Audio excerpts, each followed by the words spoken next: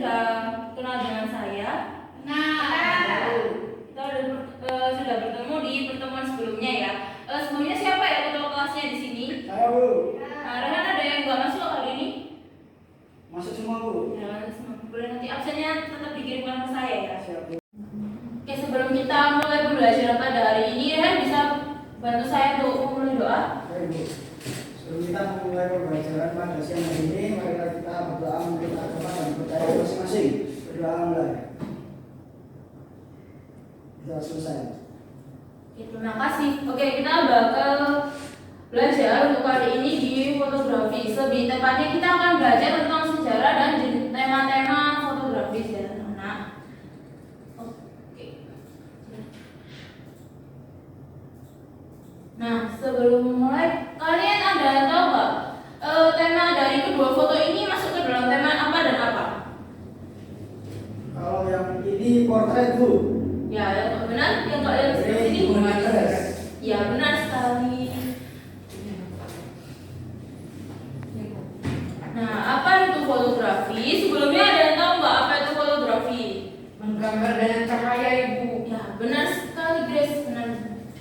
Nah, jadi, pengertian fotografi itu menurut KBBI sendiri itu diartikan sebagai seni dengan penghasilan cahaya dan gambar pada sebuah film atau permukaan yang diperlihatkan. Nah, fotografi sendiri ini tuh berasal dari bahasa Inggris yang sama, namanya juga fotografi, yang awal mulanya itu berasal dari bahasa Yunani, yaitu fotos yang artinya cahaya dan grafo yang artinya menulis atau melukis. Nah, kita akan masuk ke sejarah fotografi ya anak-anak. Nah, sejarahnya ini lumayan panjang, bahkan bisa dibilang sampai berabad-abad.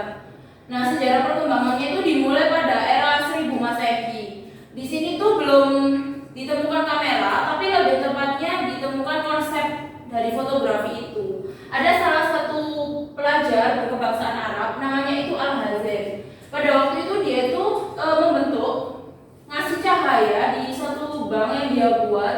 Terus dia tuh merasa bisa kok cahaya ini pada waktu melewati lubang ini bisa membentuk sebuah objek yang kecil gitu. Kalau kalian tahu waktu mungkin kalian kecil pernah itu ya pada waktu mati lampu main-main center sama ngarahin jari ke bidang yang warnanya putih. Nah, seperti wayang bayangan itu juga pada waktu itu konsep pertamanya fotografi. Lalu kita lompat ke 4 abad kemudian, ada di era 1400 Masehi. Di sini tuh ada seorang namanya Batias della Porta. Dia akhirnya menulis hal yang dianggap sebagai penemu prinsip kerja kamera melalui bukunya. Dan ini kamera bisa dibilang kamera pertama, yaitu kamera obscura. Next. Nah, kita lompat ke 4 abad lagi. Dan di era tahun 1800-an ini termasuk lumayan panjang ya prosesnya ya nanti di perkembangan sejarah fotografi. Dimulai dari tahun 1800-an, namanya Thomas Westwood. Dia itu bisa dibilang orang pertama yang mencoba kamera obscura tadi. Namun hasilnya itu masih sangat mengecewakan. Lalu yang kita lompat ke 20 tahun kemudian, di tahun 1824 ada Joseph Nieporenipe. Dia itu akhirnya berhasil membuat gambar permanen pertama yang disebut dengan foto. Lalu lompat ke 3 tahun lagi, ada Niepe dan Louis de Guerre yang bekerja sama untuk menghasilkan sebuah foto melalui kamera. Oh iya, di ini fotonya tuh dia katanya tidak membuat dengan kamera ya. Lalu lompat lagi di tahun 1829 sama dengan Louis dan Niepe juga, akhirnya mereka resmi untuk bekerja sama membuat tentang fotografi. Namun si Niepe-nya itu ternyata sebelum hasilnya mereka kerjasama itu di publish, Niepe harus meninggal dunia pada tahun 1833. Lalu kita lompat ke 1837. Di sini Daguerre itu memiliki studio foto komersil yang bernama Daguerre Type yang tertua dan sampai saat ini masih digunakan. Lalu di 1839 masih dengan Louis Daguerre juga, pada tepatnya tanggal 7 Januari Daguerre mengumumkan hasil kerjasamanya yang bernama daguerreotype berupa foto permanen yang masih tidak dapat diperbanyak. Ini kamera-kamera yang dibuat oleh Daguerre. Lalu, gimana sih perkembangannya fotografi di Indonesia sendiri? Nah ini dia sejarah perkembangannya. Mbak Diva boleh bantu untuk dibacakan? Ya, Kak. sejarah perkembangan fotografi di Indonesia. Sejarah fotografi di Indonesia dimulai pada tahun 1857 pada saat dua orang yang juru foto Woodbury dan Peck membuka sebuah studio foto di Hermione, Batavia. Yang kedua adalah Cassian Cepas, banyak pihak yang mengakuinya sebagai fotografer pertama di Indonesia. Yang ketiga ada selama zaman kekuasaan Orde Baru, karya-karya fotografi hanya sebatas untuk kepentingan komersial saja. Yang keempat ada fotografi di Indonesia lebih bersifat konsumtif. Ya, terima kasih Mbak Diva sudah membantu saya untuk membacakan sejarah perkembangan fotografi di Indonesia. Nah, kita lanjut di macam-macam tema dalam fotografi. Yang pertama ada fotografi fashion. Ya, seperti yang kita tahu ya, fashion kan nggak lepas dari peradaban manusia, terutama pada mungkin cewek-cewek kan pasti suka sekali dengan fashion. Nah, tujuan fotografi fashion sendiri itu untuk sarana promosi teman-teman. Di sini biasanya fotonya itu objek fotografi ini rata-rata seorang model. Dan biasanya editing dari fotografi fashion itu lumayan banyak karena kan kita harus menyesuaikan biar seseorang itu tertarik dengan foto produk kita gitu. Lalu yang berikutnya adalah fotografi jurnalistik. Ini sepertinya teman-teman udah banyak yang tahu ya. Nah, fotografi ini itu berbeda dengan fotografi fashion. Jadi kebalikannya, kalau fotografi fashion itu editingnya berlebihan, bisa dibilang berlebihan. Kalau jurnalistik harus jarang editing atau minim sekali editingnya, karena dia itu berfungsi sebagai penambah nilai faktual pada sebuah berita untuk menguatkan berita tersebut. Biasanya dipakai di majalah, di artikel.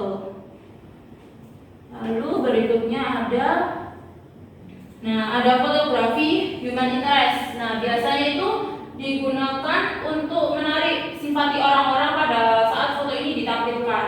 Kadang itu mereka juga banyak sekali memfotonya untuk membentuk sebuah rangkaian foto yang akan dijadikan alur cerita.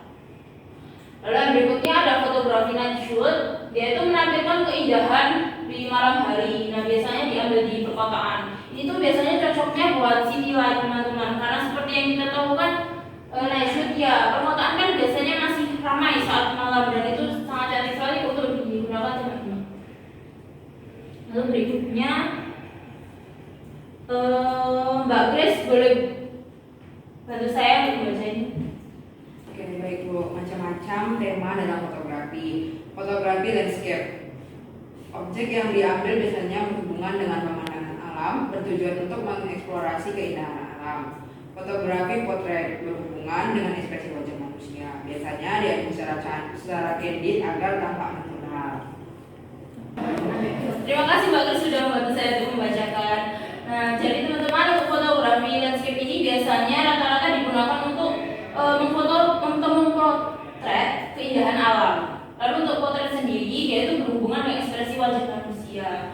Nah, biasanya kan diambilnya candid nih, biar kesan naturalnya itu nggak dibuat-buat. Lalu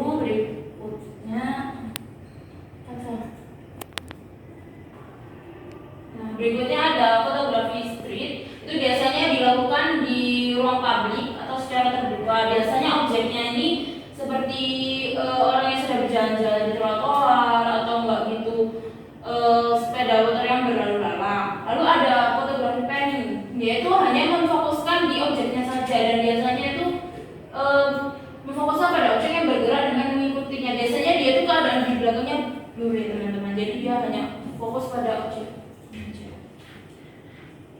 Nah, lalu berikutnya ada fotografi makro dan fotografi mikro. Kalau fotografi makro ini biasanya dikaitkan dengan benda-benda kecil atau hewan-hewan kecil, difokuskan untuk melihat detail dari benda kecil tersebut. Sedangkan mikro itu untuk mengangkat objek foto yang sangat kecil sehingga membutuhkan lensa khusus untuk mengambil gambar tersebut. Sebelumnya, apakah ada yang ingin ditanyakan dengan penjelasan ini? Nah, untuk supaya kalian lebih memahami materi yang tadi saya berikan, saya akan membagi kalian menjadi 2 kelompok dan saya akan memberikan tugas untuk pemuat dari materi ini. Nah, ini tugasnya, ini untuk kelompok 1 sama ini untuk kelompok 2. Bu, Ya. saya mau tanya Bu. Iya, silakan Mas Rila. Ini deadline-nya kapan Bu? Kalau bisa diselesaikan hari ini, kalau enggak ya di luar PR nggak apa-apa. Siap Bu. Baik, Bu. Yang foto kedua ini ya fotonya ini ya alasannya ini oh ya Ambil 2 foto ini. Oh iya. Alasan dari 2 foto ini tentang apa gitu. Nah, apakah ada yang ingin mempresentasikan hasil diskusi kelompoknya? saya bu kelompok 2 Ya, boleh Mbak Diva, silakan maju ke depan untuk mempresentasikan hasil diskusi kelompoknya. ya.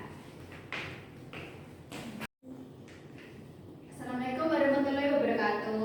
Waalaikumsalam warahmatullahi wabarakatuh. Di sini saya perwakilan dari kelompok 2 ingin mempresentasikan jawaban dari kelompok 2 diskusi. Nah, yang pertama itu ada temanya fotografi fashion ya. Ini tema 1 ini kenapa kelompok 2 memilih alasan ini? Karena foto ini diambil untuk menampilkan keindahan gaya busana yang elegan, feminim dan islami dengan suasana ala tema Eropa modern. Nah, yang foto kedua itu ada fotografi human interest. Nah, alasannya mengapa mengambil ini yaitu foto ini bertujuan menangkap kehidupan sehari-hari masyarakat di ruangan publik yang penuh interaksi dan warna.